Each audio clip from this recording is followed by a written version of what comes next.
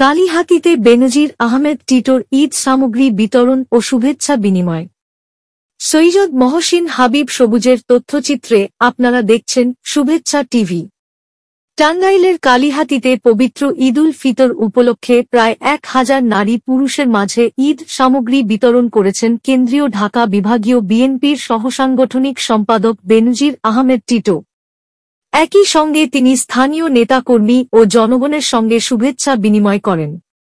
শনিবার ৩ মার্চ সকাল ১টায় কালিহাতী পৌর চত্বরে আয়োজিত এ মহতী অনুষ্ঠানে প্রধান অতিথি হিসেবে উপস্থিত থেকে বেনজির আহমেদ টিটো নিজ হাতে অসহায় মানুষের মাঝে ঈদ উপহার বিতরণ করেন।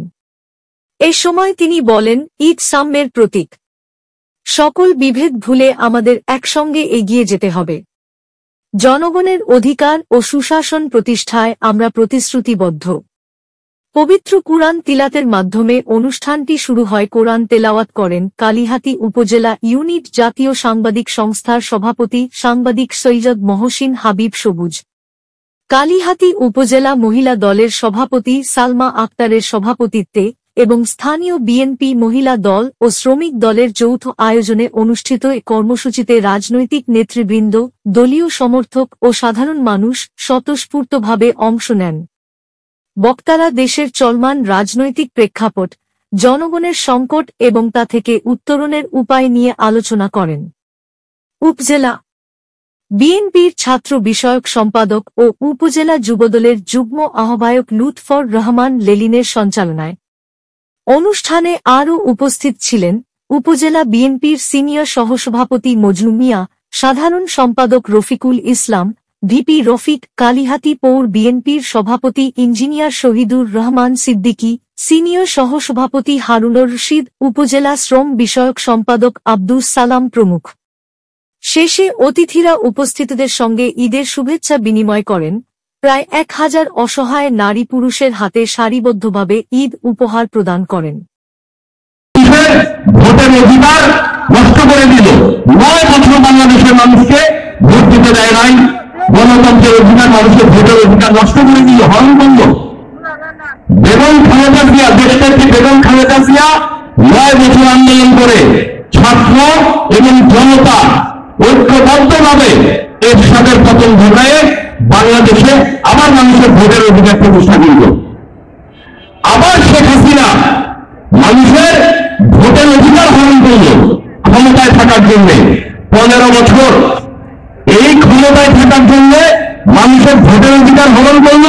আর ভোটের অধিকার হরণ করার জন্য মামলা, মোকদ্দমা, জেল, জুলুম, যত রকম নিপীড়ন আছে করেছে বাংলাদেশের মানুষের উপরে।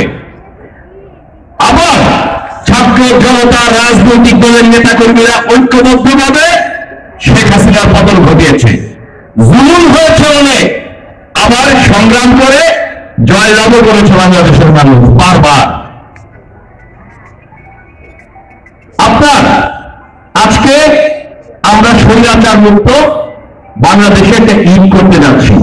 আমাদেরকে আসলে এত অত্যাচার করেছে, আমাদের ব্যবসা বাণিজ্য, চাকরি বাকরি আমাদের সব ধ্বংস করে দিয়েছে গত 15-16 বছর। আজকে আমরা এখানে ঈদ শুভেচ্ছা বিনিময় নেতারা আছে। আজকে আমরা কিভাবে ঈদ শুভেচ্ছা বিনিময় করছি সেটা বড় ব্যাপার না, আমরা কি বিনিময় করছি সেটা বড় ব্যাপার না। আমাদের যে হৃদ্যতা, আমাদের যে ভালোবাসা, আমরা যে মুক্ত আকাশে একসাথে বসতে পেরেছি, এটাই হচ্ছে আমাদের সবচেয়ে বড় ব্যাপার।